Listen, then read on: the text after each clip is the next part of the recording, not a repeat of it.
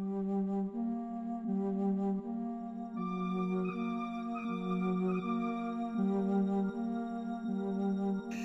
Timur Timur ke dalam wilayah Indonesia tidak terlepas dari situasi politik internasional saat itu, yaitu Perang Dingin di mana konsolidasi geopolitik kawasan Asia Tenggara saat itu menjadi perebutan pengaruh dua blok yang sedang bersaing, yaitu blok Barat Amerika Serikat dan blok Timur Uni Soviet. Dengan kekalahan Amerika Serikat di Vietnam pada tahun 1975, berdasarkan teori domino yang diyakini oleh Amerika Serikat bahwa kejatuhan Vietnam ke tangan kelompok komunis akan merembet ke wilayah-wilayah lainnya, berdirinya pemerintahan Republik Demokratik Vietnam yang komunis dianggap sebagai ancaman yang bisa menyebabkan jatuhnya negara-negara di sekitarnya ke tangan pemerintah komunis. Kemenangan komunis di Indochina Vietnam secara tidak langsung juga membuat khawatir para elit Indonesia, khususnya pihak militer. Pada saat yang sama di wilayah koloni Portugis, Timor Timur yang berbatasan secara langsung dengan wilayah Indonesia terjadi krisis politik. Krisis itu sendiri terjadi sebagai dampak kebebasan yang diberikan oleh pemerintah baru Portugal di bawah pimpinan Jenderal Antonio de Spinola.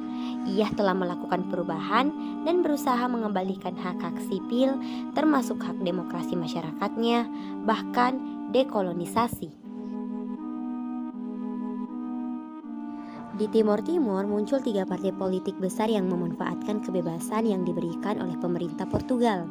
Ketiga partai politik itu adalah yang pertama União Democrática Timorense atau UDT, Persatuan Demokratik Rakyat Timor, yang ingin merdeka secara bertahap.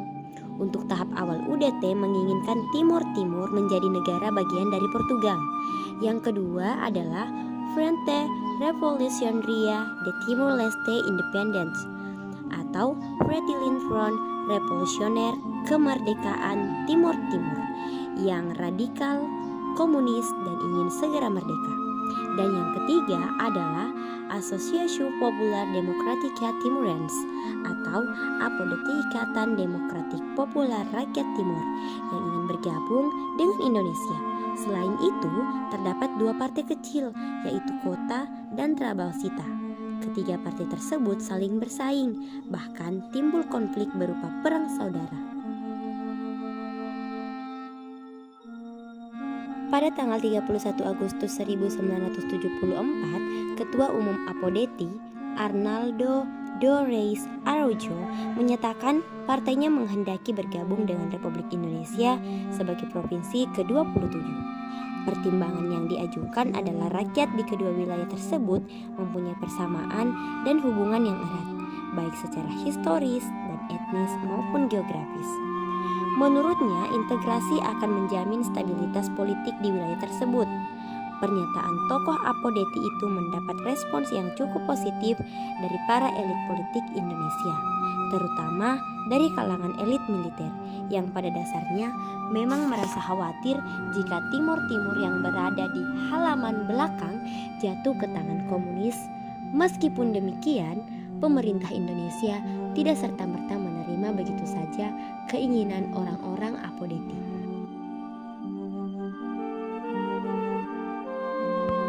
Keterlibatan Indonesia secara langsung di Timor Timur terjadi setelah adanya permintaan dari para pendukung proklamasi Balibo yang terdiri dari UDT bersama APODT, Kota, dan Trabalista. Keempat partai itu yang pada tanggal 30 November 1975 di Kota Balibo mengeluarkan pernyataan untuk bergabung dengan pemerintahan Republik Indonesia. Pada tanggal 31 Mei 1976, DPR Timor Timur mengeluarkan petisi yang isinya mendesak pemerintah Republik Indonesia agar secepatnya menerima dan mengesahkan bersatunya rakyat dan wilayah Timor Timur ke dalam negara Republik Indonesia.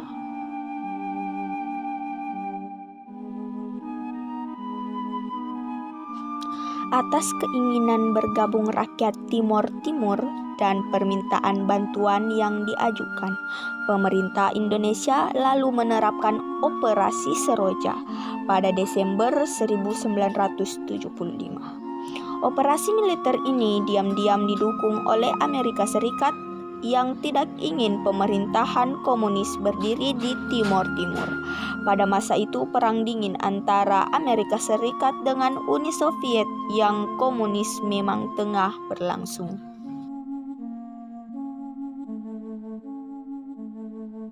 Bersama dengan operasi-operasi keamanan yang dilakukan, pemerintah Indonesia dengan cepat juga menjalankan proses pengesahan Timor Timur ke dalam wilayah Indonesia dengan mengeluarkan Undang-Undang Nomor 7 Tahun 1976 tentang pengesahan penyatuan Timor Timur ke dalam Negara Kesatuan Republik Indonesia atau biasa disebut NKRI, dan pembentukan daerah tingkat 1 Timor Timur. Pengesahan ini akhirnya diperkuat melalui TAP MPR nomor 6 MPR 1978. Timor Timur secara resmi menjadi provinsi ke-27 di wilayah Negara Kesatuan Republik Indonesia. Negara-negara tetangga dan pihak barat termasuk Amerika Serikat dan Australia dengan alasan masing-masing umumnya mendukung tindakan Indonesia. Kekhawatiran akan jatuhnya Timor Timur ke tangan komunis membuat negara-negara barat, khususnya Amerika Serikat dan Australia, secara diam-diam mendukung tindakan Indonesia.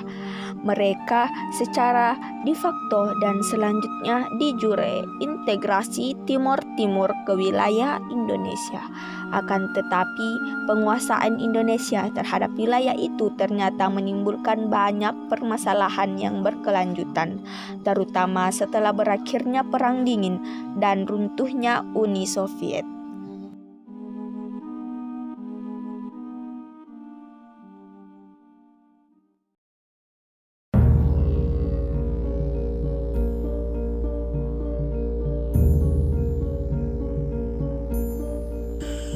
Pendekatan keamanan yang diterapkan oleh pemerintah Orde Baru dalam menegakkan stabilisasi nasional secara umum memang berhasil menciptakan suasana aman bagi masyarakat Indonesia.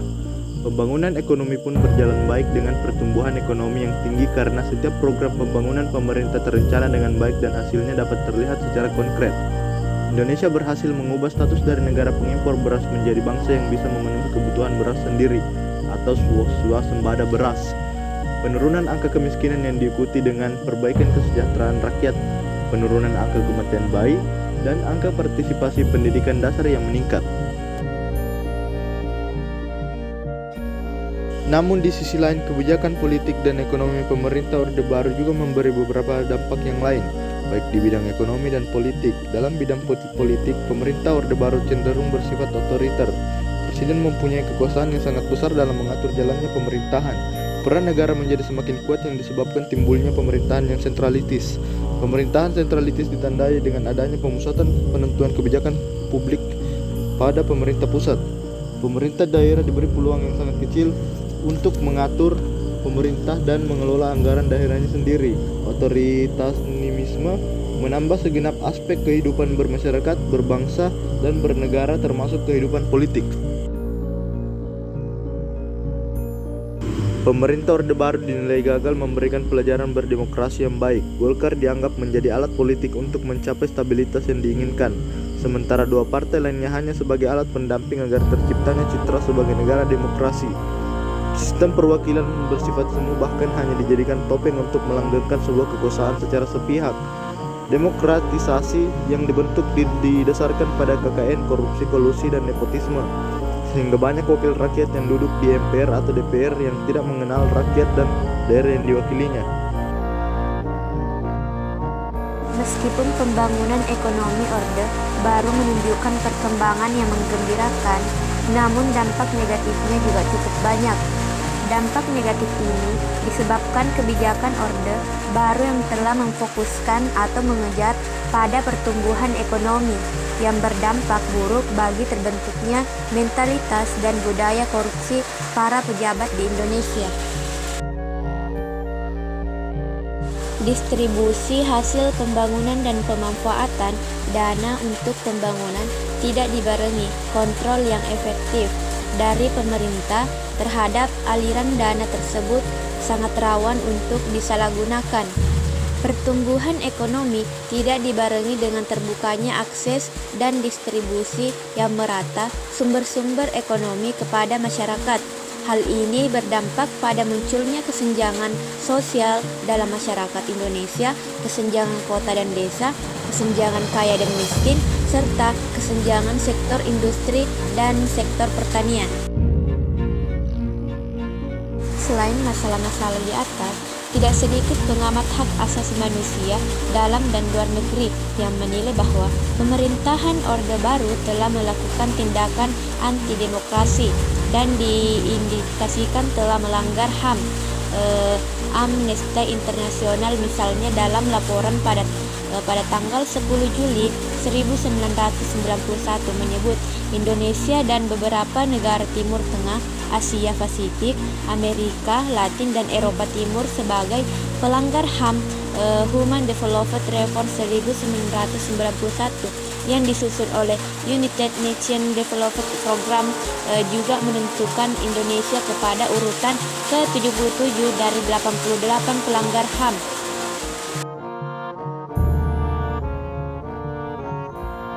Sekalipun Indonesia menolak laporan kedua lembaga internasional tadi dengan alasan tidak fair dan kriterianya tidak jelas, akan tetapi tidak dapat dipungkiri bahwa di dalam negeri sendiri pemerintah Orde Baru dinilai telah melakukan beberapa tindakan yang berindikasi pelanggaran HAM. Dalam kurun waktu 1969 sampai 1983 misalnya, dapat disebut peristiwa Pulau Baru atau tempat penjara bagi orang-orang yang diindikasikan terlibat PKI tahun 1969 sampai 1979. Peristiwa Malari Januari 1974 yang berujung pada depolitisasi kampus. Kemudian pencekalan terhadap petisi 50 tanggal 5 Mei 1980. Pada kurun waktu berikutnya 1983 sampai 1988 terdapat dua peristiwa, yaitu peristiwa penembakan misterius Petrus Juli 1983 dan peristiwa Tanjung Priok September 1984. Pada kurun 1988 sampai 1993 terdapat peristiwa Warsidi Februari 1989, Daerah Operasi Militer atau DOM Aceh 1989 sampai 1998, Santa Cruz November 1991, Marsina Mei 1993, Haur Koneng Juli 1993, dan peristiwa Nipah September 1993.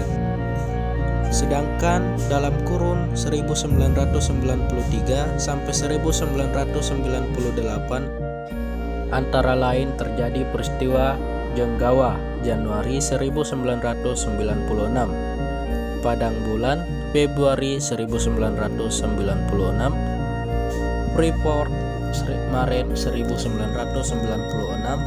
Abepura Maret 1996, kerusuhan Situ Bondo Oktober 1996, Dukun Santet Banyuwangi 1998, tragedi Trisakti 12 Mei 1998.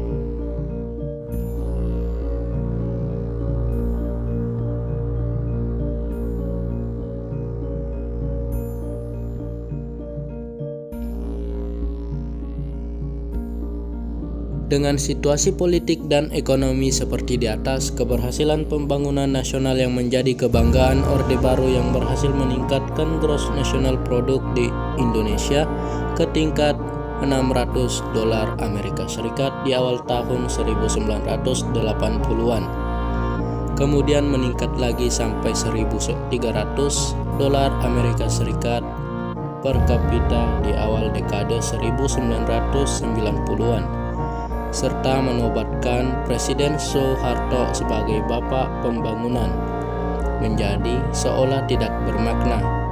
Meskipun pertumbuhan ekonomi meningkat, tetapi secara fundamental pembangunan tidak merata, tampak dengan adanya kemiskinan di sejumlah wilayah yang justru menjadi penyumbang terbesar devisa negara seperti di Riau, Kalimantan Timur, dan Irian Barat atau Papua. Faktor inilah yang selanjutnya menjadi salah satu penyebab terpuruknya perekonomian Indonesia menjelang akhir tahun 1997.